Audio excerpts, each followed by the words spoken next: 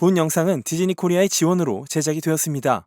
여러분 안녕하세요, 케이지입니다. 한국이 어떤 나라입니까? 알라딘 겨울왕국이 무려 1000만 관객을 돌파한 나라죠. 라라랜드, 보헤미안 랩소디 등 뮤지컬 영화들의 르네상스는 계속 이어져 오고 있습니다. 그런 와중에 남녀노소 누구에게나 사랑받는 명감독 스티븐 스필버그 감독이 공들여 빚어낸 뮤지컬 영화가 조만간 개봉을 합니다. 그 이름하여 바로 웨스트 사이드 스토리인데요. 미국 현지에서 선보이고 있고 곧 한국으로 상륙을 하죠. 그런데 현지 개봉한 이 영화의 반응 심상치가 않습니다. 그래서 개봉에 앞서 이 영화를 제대로 한번 알아보시죠. 영화 웨스트 사이드 스토리의 모든 것 지금부터 시작합니다.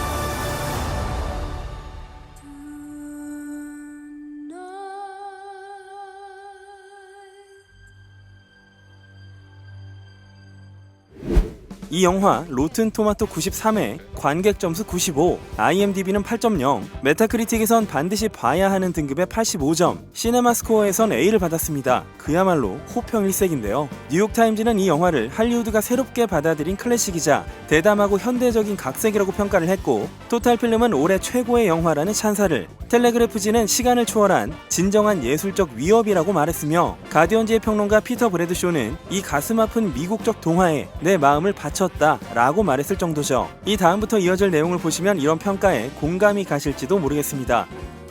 This is my first time in New York City. I want to be happy here. 1957년 뉴욕 브로드웨이에서 상연된 뮤지컬을 1961년에 영화화한 바가 있었던 이 영화 웨스트 사이드 스토리의 무대는 제목처럼 1950년대 뉴욕 맨해튼의 웨스트 사이드, 이곳엔 꿈을 꾸고 성공을 원하는 많은 이민자들이 있었죠. I never seen you before. I'm not Puerto Rican. Is that okay?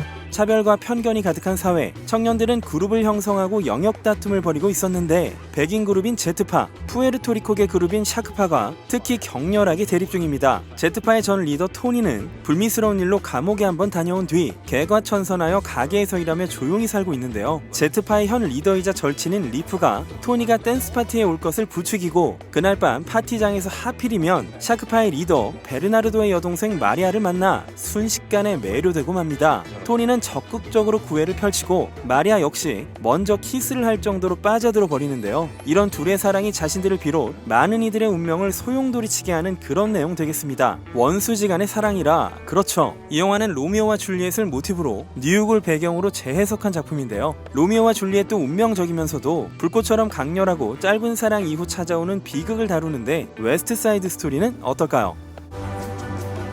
You know, I wake up to everything I know either getting sold or wrecked or being taken over by people that I don't like. Tony, we need you if we're going to war. 영화를 보시면 제트파와 샤크파가 도대체 왜 저렇게 죽어라 싸울까라는 생각이 드실 텐데요. 그 이유가 있습니다. 웨스트사이드라는 동네는 뉴욕 맨하탄의 서쪽, 허드슨 강과 인접한 곳으로 푸에르토리코 사람들이 많이 사는 워싱턴 하이츠, 흑인들이 많이 거주하는 웨스트 할렘, 마블의 데어데블의 배경인 헬스키친도 전부 웨스트사이드죠. 이민자들의 도시인 뉴욕엔 1900년대부터 독일계, 영국계, 아일랜드계가 대거 건너옵니다. 뒤를 이어 이탈리아계, 유태계도 오는데요. 대부분 백인이었죠. 그 다음 1917년부터 미국 시민권을 얻을 수 있게 된 푸에르토리코인들이 대거 넘어왔고 흑인들이 위로 밀려 올라가는 식으로 할렘에 정착을 하게 됩니다. 그렇게 이 영화 속의 항쟁은 뉴욕의 이민자 역사와 비슷합니다. 소위 영역 다툼인데요. 유럽에서 애초에 먼저 온 백인들의 자손인 제트파는 샤크파 애들에게 너네 나라로 돌아가라고 하고, 카리브해에서 건너온 푸에르토리코인의 자손인 샤크파는 우리도 시민권을 받았으니 미국인이라고 따지죠. 아이러니한 건 신식 아파트로 재개발을 하겠다며 동네를 철거하고 폐허가 되어가는 와중에도 오로지 싸움에만 죽어라 몰두하고 있다는 점입니다. 이번 영화에선 영역 싸움이라고 하지만요, 1961년도 영화는 아예 동네 길거리 농구장에 점유권을 두고 죽도록 싸우거든요. 이렇듯 한정된 땅을 두고 다른 뿌리를 가진 이민자들이 싸우는 건 당연한 일이었고, 부모 형제까지 그렇게 싸워왔다면 얘기가 다른 거죠. 남자 주인공은 토니, 여자 주인공은 마리아지만 토니 옆엔 제트파를 함께 만든 투쟁심이 강한 친구 리프가 갈등을 일으키고, 마리아의 옆에는 샤크파의 리더로 자존심이 아주 강한 오빠 베르나르도와 오빠의 연인이자 날카롭고 섹시한 아니타가 있죠. 이들이 영화를 골고루 지탱합니다. 그 중에서도 주목할 캐릭터는 역시 I want to be happy here. I want to make a life, a home. You keep away from him. I'm gonna think for myself. 헐리우드이 가장 주목하는 신성 레이첼 지글러가 연기한 마리아입니다. 아이 같은 순수함을 가졌던 마리아가 토니와의 사랑을 통해 변화되는 과정이 포인트가 되겠고요. 참고로 이 배우의 영화 출연은 이 작품이 처음입니다. 콜롬비아계 2001년생인데요. 이 영화의 마리아 역을 놓고 무려 3만 명이 오디션에 참가했지만 레이첼이 주인공으로 발탁이 된 것이죠. 그 이유는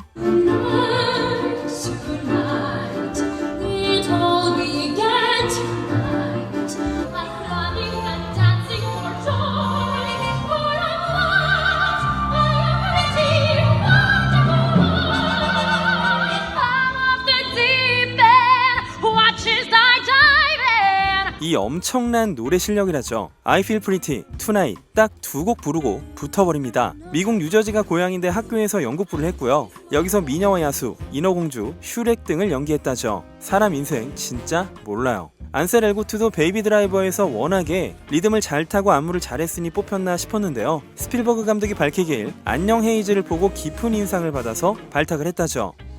애초에 1957년 뮤지컬로 시작되어 최우수 작품상을 비롯해 10개의 오스카상을 탔던 1961년의 영화는 그야말로 클래식. 그런데 도대체 왜 지금 리메이크를 해야만 했을까요? 사실 이런 영화의 리메이크는 금기시되어 있죠. 애초에 끝내주는 클래식인 걸 왜 건드리냐는 거. 근데 보고 나니까요, 이건 참된 리메이크, 진짜 업그레이드라고 볼 수 있겠습니다.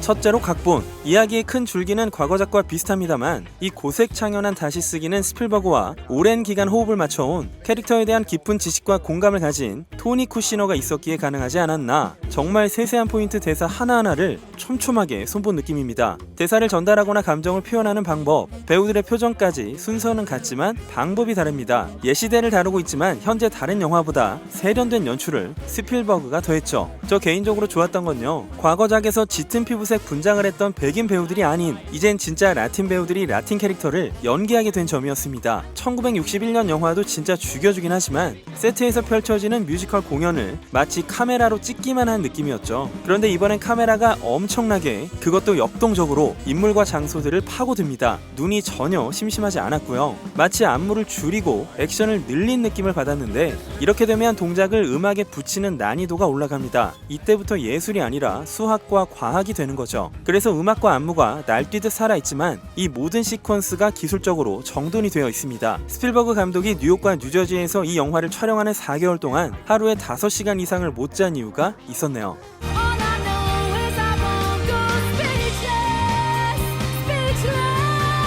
요즘 뮤지컬 영화들은 장르나 악기 구성도 팝적인데 반해 이 영화는 원래의 음악을 요즘 느낌으로 바꾸려는 시도는 1도 하지 않습니다. 다만 과거의 그 수려한 곡들을 현재의 레코딩 기술과 더 화려한 테크닉으로 정면 돌파하면서 아까 말씀드린 대로 진짜 업그레이드를 해버립니다. 한번 들어보시죠.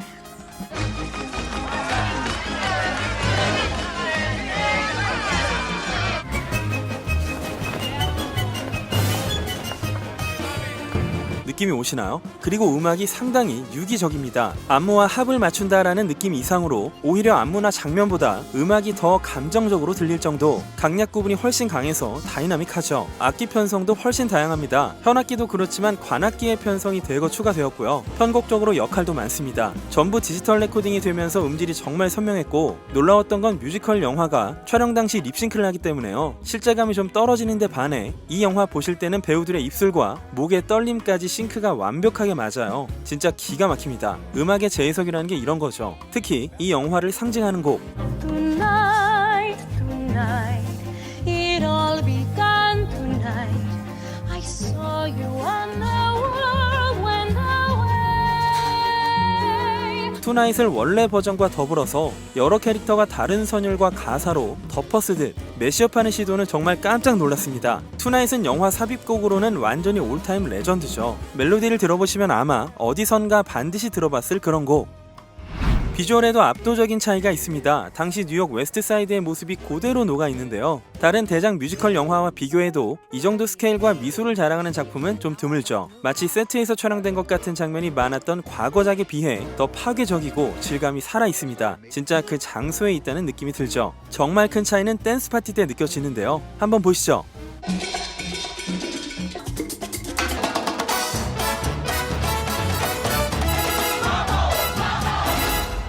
그리고 도시 장면은 이렇게 바뀝니다.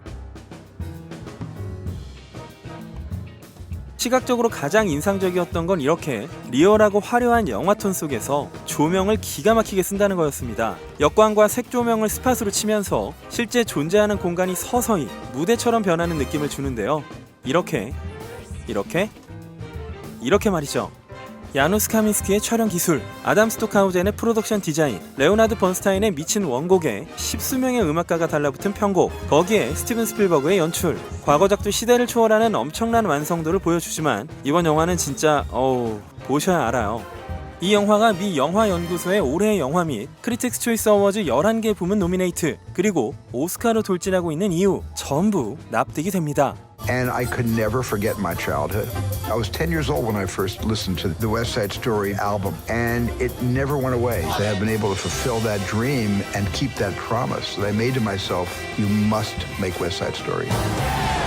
인류 감독들이 이상하리만치 열정을 쏟아 만드는 작품들이 있습니다. 마틴 스콜세지의 사일런스, 피터 잭슨의 반지의 제왕, 드니 빌레브의 듄 같은 영화들 말이죠. 스티븐 스필버그의 영화 중엔 유독 이 작품이 그렇게 보입니다. 과거를 또는 과거의 작품을 다룬 영화이기 때문에 이 영화가 어떤 시각을 유지할지가 좀 궁금했었는데요. 과거의 젊은이들도 그들이 사는 시대가 그들에겐 현재였던 것처럼 이 영화는 과거가 아닌 지금을 보여주는 그런 작품이었습니다. 영화를 보고 나서 이런저런 생각을 하다 보니까요. 스티븐 스필버그라는 이 전설적인 명장이 왜 자기 손으로 이 영화를 꼭 다시 만들고 싶었는지 이해가 갑니다. 스필버그 감독이 10살 때부터 오리지널 브로드웨이 캐스트 앨범을 즐겨 듣고 이 작품이 평생의 뮤지컬이고 음악이고 영화다 라고 밝히기도 했지만 어릴 때부터 열광했던 마음과 이걸 자기 손으로 재창조하는 헌신은 전혀 다르거든요. 작품의 완성도 자체가 그 대답이 되겠습니다. 영화라는 건 갑자기 만들어지기도 하지만 이 영화는 그때부터 스필버그 감독의 마음 한 구석에서 만들어지기 시작했고 이제서 완성에 이른 게 아닌가, 그런 생각을 끝으로 이번 순서를 마치도록 하겠습니다. 이 영화에선 결점이라기보다는 그 이민자들의 감정과 노래를 한국의 관객들이 얼마나 이해하고 받아들일 수 있을까 라는 생각이 들었습니다. 그래서 이 영상을 만들어 봤네요. 제가 느낀 감동이 잘 전달되었는지 모르겠습니다. 영화 웨스트 사이드 스토리는 1월 12일에 개봉을 합니다. 그럼 지금까지 김요한 KG의 K였습니다.